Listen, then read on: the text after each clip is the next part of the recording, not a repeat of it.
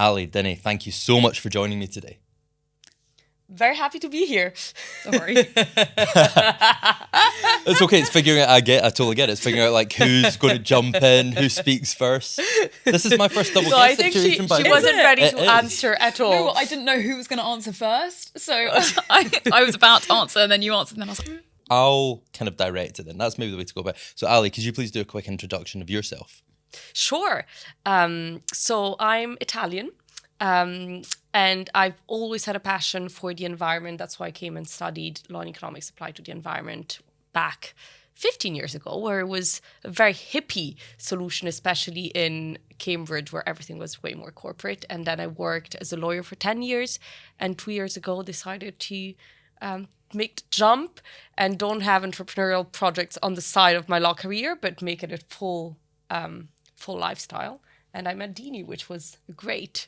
Coincidence. life-changing. Exactly.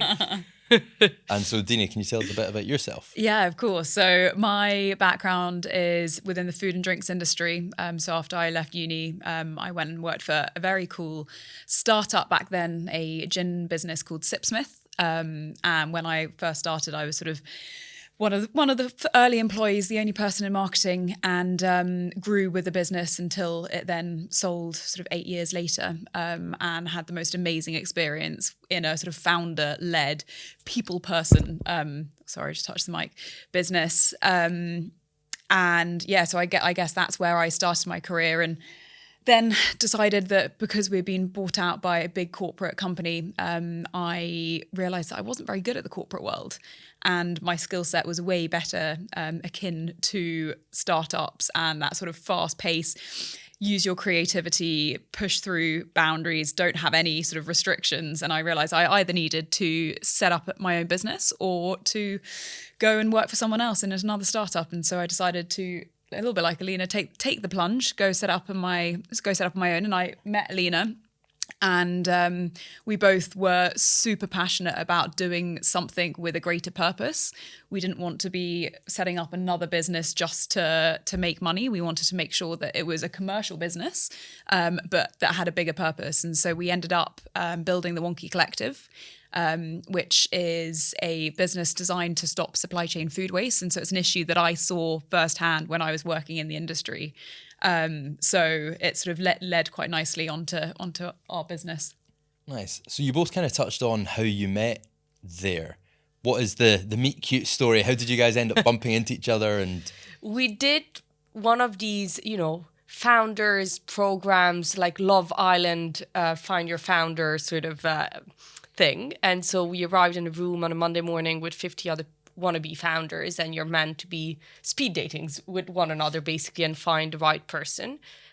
We both worked with different teams before getting to actually build the Wonki Collective, and we always got along. And then at some point we're like, actually, why are we not trying to do something together? And then we started, thinking about ideas and like subjects that were interesting. And I think we had a pretty long and diverse list of businesses, some in the agricultural world, some in the sport equipment. And we're like, okay, actually, even if one business doesn't work, we should probably have ways like to pivot and do something totally different. So it seemed like a good fit, very aligned on what we taught and liked and wanted to build. nice. Well, it's interesting because you both come from like that more corporate background with the legal side. You obviously started in a startup experience, but that wee taste of the corporate life, you were like, yeah, this isn't so much for me. So, Allie, actually, you were kind of ahead of the curve in sustainability for a bit, weren't you? Because you said your degree, however many years ago, was in sustainability. So after doing that, did you end up in like, your classic sort of legal firm? Yeah, totally super classic legal firm. There was very little done in the environment, working on big I was doing international disputes. So it was disputes for big infrastructure projects like, the Panama Canal and between the Panama government and the builders. So nothing pro-environment. And I sort of missed the purpose. At some point, you're like, I'm working like crazy, but I don't have, do I feel I've made the world a bit better place? No. Someone will earn a bit more money than they would, but yeah, at the time, the environment, we were really seen as who are these crazy people thinking about the environment? Like, that's absolutely irrelevant. And things have changed, thank God. Yeah, no, that's why I was saying you were ahead of the curve. But I'm quite interested, whilst you were in sort of like traditional legal firm doing like the classic sort of law work, did you always have like a nagging feeling in the back of your head, or did that evolve over time? Like, I studied like sustainability in law, like I want to make a difference. Was it always something that was kind of there, or did it evolve over time? So I always had a very strong passion for the environment in general. And I'm someone who has a lot of passions in general, let's say. And so when I started the legal career, it's not that I had put aside the environment. I've always been, a nature person, always tried not to be, using too much plastic and being more environmentally mindful than others. But I never found environmental law particularly exciting. And so then I drifted away in my career doing other law stuff that I thought were more exciting, although not linked to the environment. And then at some point I was like, okay, but this doesn't seem to be quite where I want to be. And I always knew that the way to have an impact on the environment is with a business that actually creates a financial incentive for other people to be more sustainable. Because if you don't create that financial incentive, like, no one is going to change anything in their life. Just think about COVID. Like, we all thought the world would change, and in fact, we're back to where we were just before it. Yeah, I'd say that's probably fair. So what was the breaking point for you? Good question. I think it was a variety of factors. I had, it was nearly 12 years I was working as a lawyer.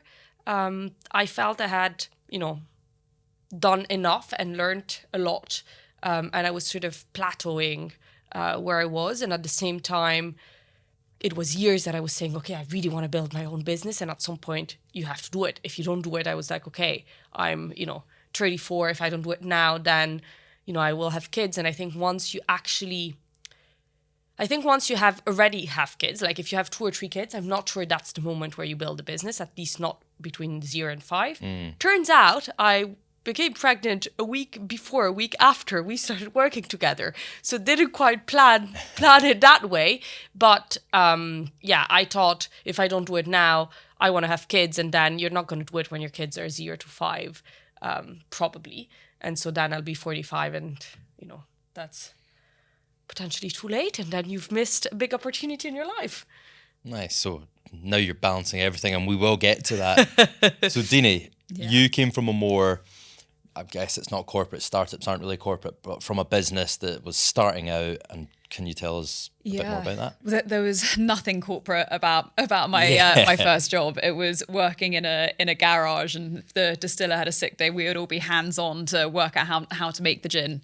And it was the most exciting place to work. It was surrounded by amazing people, and I think for me that was what I wanted to build when I realized I wanted to set up a business, is build that passionate team around you. But I think what I enjoyed most about it was the fact that it wasn't just a gin making gin in order to, make a serious amount of money. It was all about a gin that was better for the world. So best gin in the world for the world was sort of what we were striving to work towards. And we were a B Corp business. And sustainability was at the heart of lots that we did.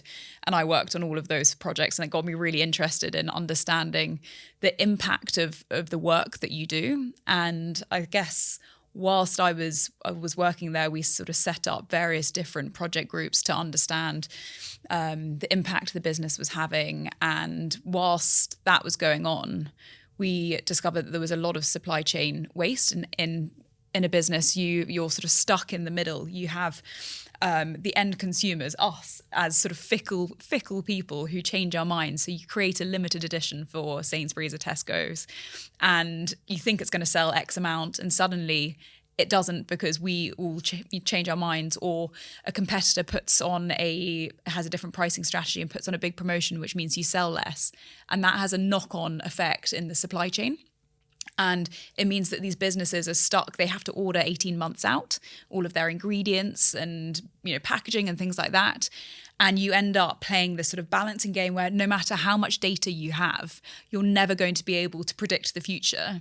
And there is always going to be waste. And so we used to have these weekly meetings being like, crap, how do we actually get rid of this stock that we're sitting on, this ingredient that we have? And that was where I guess it came to light that there wasn't a good solution out there. And so when I realized that the corporate world wasn't for me because the business had grown and I definitely wasn't excelling, and being a sort of an everyday stakeholder manager was basically what my job was. I was brought up into the global strategy team. And yeah, I didn't love it. I wasn't going to work every day being like, this is amazing, I'm doing something good, which I used to have. I used to have that feeling. I never had Sunday blues, which I think is a pretty amazing thing to have, 8 years of working and not to ever really wake up with that. Totally. And I started to be like this, I don't feel like I'm excelling every day. I don't feel like I'm changing the world, and I need to do something about it. Yeah, you're like, this is what my friends and family were talking about. I'm starting to get it. Totally. You mentioned that there wasn't a lot of solutions at the time. What were the solutions for like all the waste and stuff? Literally recycling it, landfill, just disposing of it, which is totally crazy. So yeah, I think as a business, our biggest competitor, which is nuts, is waste management companies who currently work with the food businesses that we work with. And it's easier for them to throw out perfectly good ingredients and put them in the bin or put them into the waste system. And some of it goes to AD, anaerobic digestion, which is great because it means that it gets turned into energy. But if it's been grown purposely for human consumption, it should be it's better being used in other businesses that are going to produce something to be consumed by humans versus to be turned into energy, because there's a lot of cheaper and less environmentally impactful ways to create energy. Sorry, what is anaerobic digestion? Anaerobic digestion is you basically pump actually, I don't know how to explain it. You take a lot of organic materials, you put them in a machine, and you create energy out of it. Renewable energy. Renewable energy. Okay. The bottom line, however, is that you don't need to you don't need food to be doing that. You can do that, for example, with leftovers crops. You can do that with a lot of organic materials. Okay.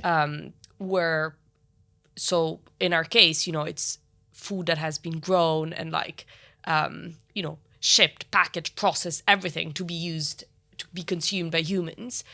It doesn't make better energy than if you just take leftovers from the agricultural process. It's not more efficient to use food.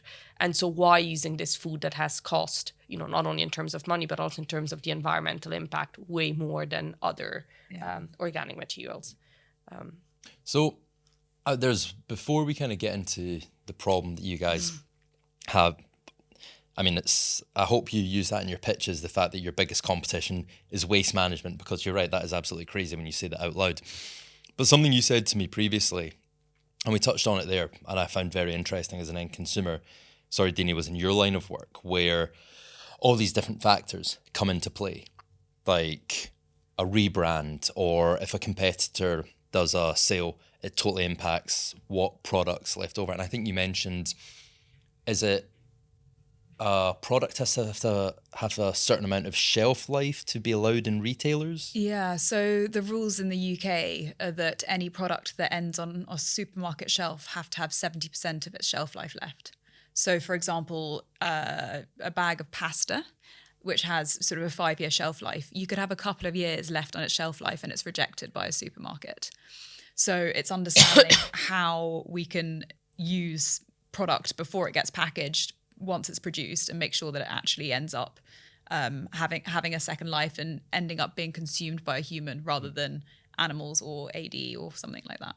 Well, you guys probably have the number to mind, like how much stuff actually goes to waste annually in the UK? That's a good question. I don't have the figure in mind because we've never looked at it as a global figure of all of the food waste, across the UK. We often look at what happens, at manufacturing level, which is the stage in the supply chain where we focus.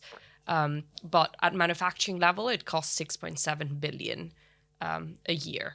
And that includes, the food that they throw, the cost of sending it to disposal, the storage costs, and everything related to it. So it is it's a big problem. Yeah. And then you had that meeting and you start to think about solutions to that problem. So before we get to you actually figuring out the solution that you're currently working on, did it go through different versions, different stages? What was the original idea, and then what's it evolved to now? Yeah, I think that every business goes through different cycles, and I don't know any successful business that has started off doing something and they haven't morphed in any way, shape or form. So we very much knew our overarching strategy of stopping supply chain food waste has been our constant. And actually we've changed our business model because you learn and you speak to people, and that's the bit for us that has morphed. So we started off stopping supply chain food waste, and we had a business model whereby we would rescue packaged goods, so slightly further down the supply chain than where we've landed on now.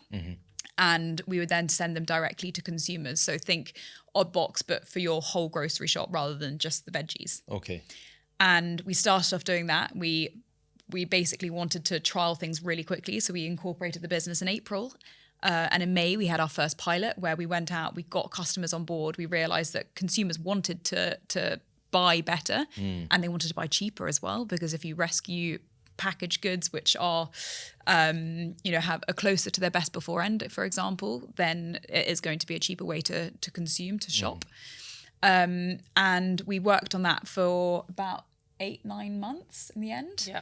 And it was great. We were onboarding consumers. We were finding so much stock, more than we could shift. And actually that was our biggest issue when we were speaking to suppliers. It was really hard to be meaningful for them, because you had to, sorry, I'm going to answer that again. So when we were working with suppliers, we couldn't shift the volume that they had by sending them directly to consumers. The problem was just too big. And we also realized that the problem wasn't just packaged goods. The problem was way further up their supply chain. And they had bags of flour, bags of jars of flavorings, for example, that were sitting surplus in their warehouse, and they had no way of using them. So Alina and I basically got together and we worked out that actually from a business model perspective, we could be more impactful if we sold to other businesses. So that's sort of where we changed. And it was from learning and speaking to suppliers that we basically uncovered the real issues and the problems they had that didn't currently have solutions. And I think for any business owner, that is a super important thing to do, is go out and speak and listen. Yeah. Because you can think you've got the perfect solution, and actually until you try it and you never know, and get the feedback, you actually never really understand what you're trying to solve. So yeah, for us, we make sure that we keep the mission the same, and then the business model and the solution that we have has been the bit that we flexed until we've landed on the B2B model that we're working on today, and that's when we've now started to grow and really, really get traction. Nice. But who knows if we're not going to evolve further in the future? You never know. Yeah. It's interesting journey to follow. Yeah, because I guess like you said, anything can change in the market or with the retailers. But I'm presuming that 8-9 months where you were doing the more B2C model, you guys had built relationships with the retailers, so that actually allowed them to see your evolution. And I think you guys have one big relationship now. Are we allowed to talk about it? I think we can. So we basically, when we were working on the B2C business, we were working with a lot of food manufacturers. And in that context, you start speaking, we understand there was a big problem. And then but this was after we pivoted. So we pivoted, started doing pilot transactions. And then we were like, okay, we're doing all these pilot transactions. We were mainly working with, I'd say, smaller up and coming, like cool brands on our D2C business. But at the same time, if you want to have like big volumes, it's harder if you work with smaller business. So we're like, okay, which are the big business that have, an environmentally sustainable focus? And Dini sent a cold LinkedIn message to the head of supply chain for Nestle in the UK. And we're lucky enough that he answered, or I don't know if lucky, but anyway, we turned that into probably the biggest our biggest client, one of our biggest clients today, but also the element that gives us a lot of credibility with any other food manufacturers. Like the moment we say we work with Nestle, any sort of barrier as to who are these Wonki Collective whatever random startup just disappears. And they're like, oh, okay, if you're working with Nestle, then it means we can work with you. So is what you two come up against a lot, is it a bit of the, if it isn't broke, why fix it? Can they be bothered implementing these new processes, these new systems, even if there's a financial incentive? Because sometimes, sadly, human laziness outweighs a lot of things. Or we want to prove we're sustainable, we want to prove we're doing the right things. And is that kind of like the two sides of your discussions a lot of the time? Yes, we were, I think, pretty naive at the beginning. We thought that the sustainability piece would be the main driver for businesses. Turns out 99.9% absolutely don't care about being more sustainable. But because there is a financial, because it's better for their margins, it's better for their business. And there is, a McKinsey research that shows that food waste adds 10% of cost of goods for food manufacturers. So it's a huge amount in an industry where margins are tight. So the moment they understand that actually it can be better for their, finances to work with us or to be more sustainable, then they do it. And when if you speak with a sustainability manager in a food manufacturer, 99% of time, things are going to be very slow to implement and very complicated. So we often get in through the, operation, procurement, supply chain operators, and that is way more immediate because it actually has an impact on their balance sheet and they can act very quickly. Yeah, although from a Nestle perspective... Yeah, it's slightly different. Nestle are an amazing business where they're trying to be as sustainable as they possibly can be. They're obviously such a giant within the food industry. Yeah. And they realise and recognise the impact they therefore have on the planet. So when we started working with them, I reached out to the supply chain director, amazing guy called Andrew, and they are super passionate about being the pioneers within the industry of understanding what their impact is and, trying to implement things, new, cool, exciting solutions to make their impact less. So we work with them from a sort of higher management team perspective and help them provide a solution for something that they currently don't have a solution for, their supply chain ingredient waste. And so from a top level strategic perspective, the sustainability impact is a huge part of the reason they work with us. But then at a more granular, how do you make the people on the ground actually do the right actions and not put the ingredients in the bin, but actually work with us and find solutions? Yeah. That comes down to sort of factory level P&L. So that's, I think, where we have been super passionate about always, is how do we create this commercial incentive whilst also going hand in hand with helping businesses to be the sustainable business that they actually aspire to be.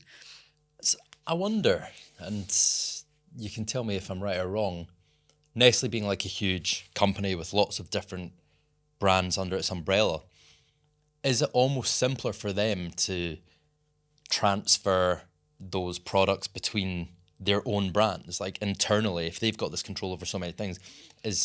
I know it's not going to be easy, but rather than finding, a totally different company if it was a small to medium enterprise? Yeah, the food and drinks industry is, as you can imagine, filled with regulations. And a business like Nestle actually can't transfer ingredients so all of their different products are made in various different factories around the UK. And they can't transfer ingredients from one factory to another factory because of internal policies. And this you see quite often throughout the industry. That's a huge problem, right? Because if they could... It is a huge problem. So currently, if they have cocoa powder in one factory, they wouldn't be able to transfer it to another factory. But what we can do is we can get the way that they've stored it, all of the accreditations for the ingredient, put it onto our marketplace and find a smaller or a big ingredient supplier or a smaller food manufacturer who is looking for a product or an ingredient that's slightly cheaper, that still has the most amazing quality, and maybe they can be more flexible on minimum order quantities and things like that. And they can then buy it directly from us, from our marketplace. And it's sort of a win-win for both of them. It doesn't get wasted on Nestle's part, and the buyer gets something for a better price and more flexible. Now, it's obviously not a world that I'm in, being a mother and a founder. And I'm always quite curious about that experience something I've not lived in, because I obviously imagine it's hard as hell. And also we know how, because I mean, it was 7 years ago, I had a guest on who was the first female founder I had on, and I think, Dini, you corrected me earlier. Is it 2% of venture goes to female founders? Yeah, less than of VC capital. Yeah, goes to female founders. And that's what I was given. That's the stat I was given 7 years ago. Yeah. And that's not changed 7 years later. So if you could both give the shared experience of the blending motherhood as a founder, and also just the experience of being a female founder, the good, the bad. So I think, at least the way I go with it is, if you think, oh, I'm a female founder, it's going to be harder, you're never going to get there. I think females and, women in general have different abilities. We think differently. We are way more multitasking. I think we're way more empathic about things. And so there are a lot of positives about being female founders. And at the same time, I think I come from 12 years of working with 95% men, like either lawyers, barristers, or big engineers. So I'm not afraid of, being only with men and having to have a more, aggressive and, strict behavior that you would normally tend to see more in men than in women. But I think, you learn that if you don't do it, then you're not going to get the same things. In terms of being a mother, I think, again, women are done to multitask. And I think, you learn to feed a baby and at the same time think about your business. And then when they sleep, reply to these emails and do things when you have time and make it work. And I think because, I'm super passionate about this, you actually will always find a way to make it happen and to make it work. And also the fact of being two, female founders, and I don't know how it would have been with a man. Maybe they would have been just as understanding, but at least, you know that if for whatever reason, in the morning, for example, depending on what's the schedule of your kid, you might either start super early or actually might start later. You might need to stop, 1 hour during the day because you're breastfeeding. All of that was always super flexible and easy to manage. So it was never, I didn't feel it was an issue at all. And I think having a kid just made me more passionate about what we're building to make sure that our kids can live, in a better word, in the future. Was there something to touch on one last thing there, Ali, as well? Because earlier in the conversation, you said, you were like, I need to start the business now because who knows, like in 10 years, it'll be too late kind of thing. Has having, you're doing both things at once, which wasn't the original intention, was it? It wasn't that it wasn't your original intention. I think that when you hear about people having, kids, they say, okay, with one, you can manage things.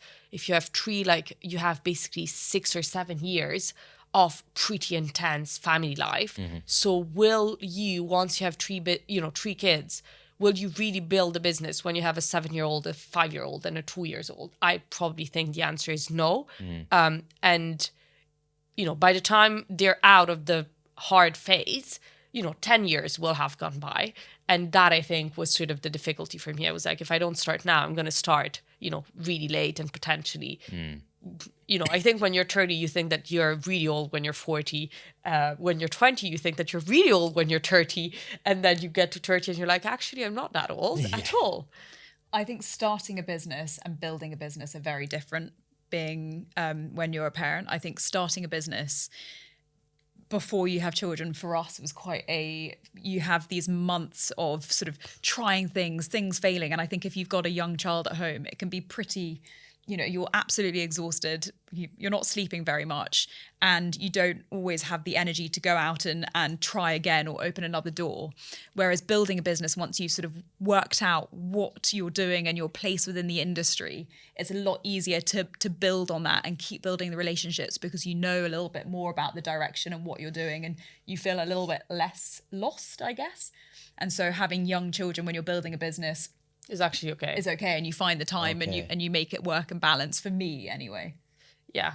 I think starting a business when you have, very small kids, I think might be more complicated, but you never know. We say that. Yeah. Potentially we would have started a business anyway, I think. Yeah. So, and what about on the founder front, when you guys have been going out for investment or having conversations, have you felt the the reputation of female founders finding it harder to get investment? No, but I don't think that no one will ever tell you we're not investing because you're females. Of course. I think, if we get asked, we do talk about, me just having had a kid, Dini just having had a kid. But at the same time, I think a man would never talk about that in an investor pitch. And so you have to think about it the same way, and don't, it's not because we have to hide it. There's nothing to hide. If I'm asked, I will obviously say the truth. And I will also say that I don't want only one kid and I want more than a kid. And so there will be more kids coming up as, throughout the journey for the investors as well. But I think women may have a tendency to bring that into conversation sooner. And I think, that's one of the things that you learn not to do. I remember at the time I was going interviews, I would remove my wedding band because you think, oh, she's 32, she will want kids, maybe not good for hire. Whether that's true or not, I have no idea. But I think just remove it so you don't get that negative bias, at least not at the first meeting. And I think you have to be a bit strategic in that and make sure that at the same time, I think you have opportunities as women. There are funds that need to hit certain targets in terms of female founders. There are certain funds that are focused on female founders. So, I think you have to look at things as opportunities. Yeah, you use the positives of being a female founder. I think I had my first investment call maybe 11 days after Delphine was born. And for me, I think it's amazing that I'm passionate enough to want to spend time on an investor call versus with a newborn, at the same time as being a mother, which is also so important to me. And for me, if someone doesn't want to invest in us because we are mothers and have other equally important priorities, then we don't want them to be on our cap table, really. So that's a big red flag. Yeah. Just because you kind of touched on it there, like you're passionate about the business and obviously having kids. How, say for anybody listening who is currently building business or think about starting a business, what in the last year has been your best experience for finding balance? Or trying to find balance. Would you say balance? I think just don't think about it. Don't stress about it. Just go for it and things will work out. At least that's the way I've approached things. Enjoy what you're doing and who you're doing it with, and it makes life a hell of a lot easier. Yeah, because you said something to me earlier which kind of stuck, and you've also mentioned it in the podcast. Going back to work when it's something you're passionate about and you've had a kid just makes it so much easier because you're not dreading it. Like, you only got Sunday scaries in your first corporate job. So is that just like one of your key values? You think it's like no matter what, make sure you're doing something you're passionate about, something you believe in, and it's a bit like bigger than yourself almost? Couldn't have said it better. Yeah. You actually have a kid and then you can't wait. Like, I was checking emails. I wanted to know what was happening. You don't, and I don't know how it would have been had I had a kid in a different corporate world. I have no idea because it didn't happen. But at least in this case, you actually want to continue to get involved, and it's more at some point you're like, okay, I feel I'm not a good enough mom because I don't spend enough time with the kid, and at the same time I'm not a good enough business partner because I haven't worked enough today and I haven't put enough effort into the Wonky Collective. But you never are in this situation of not wanting to work and like see things move and like know how the business is progressing at all. At least I think neither of us. It was more the other thing, like the other one telling, you can take a bit of, time off and like step back. That's good, yeah. And so what's the next year looking like? What's like the big plans for the Wonki Collective and yourselves? So there's a lot going on at the moment. First, Dini coming back in a couple of weeks, which will be great, because running the business by yourself is very different than being able to bounce ideas with someone every day. We've just started raising our first pre-seed, which has been an interesting ups and downs as always, but we've met some amazing investors. We have nearly 50% of the round that's committed. So hopefully we'll be able to close it soon. And that will then lead to, more tech developments to be able to actually build, the tech solution from A to B that, we know has to be built to help manufacturers. And then more importantly, continuing, working with all of these amazing food manufacturers that we've built relationship with and get more to work with us, grow the network, and make sure that there is less ingredients going to waste. I think that's the biggest challenge in the end. Lovely. And if anyone wants to follow the journey of the Wonki Collective, what's the best place for them to go? We're definitely most active on LinkedIn. That's where you can find us. So Wonki Collective on LinkedIn. Perfect. Both. Thank you so much for coming on. Thank you for having us. Thank you, Johnny. We've loved it. It's such a great conversation and so nice to be able to talk it all through.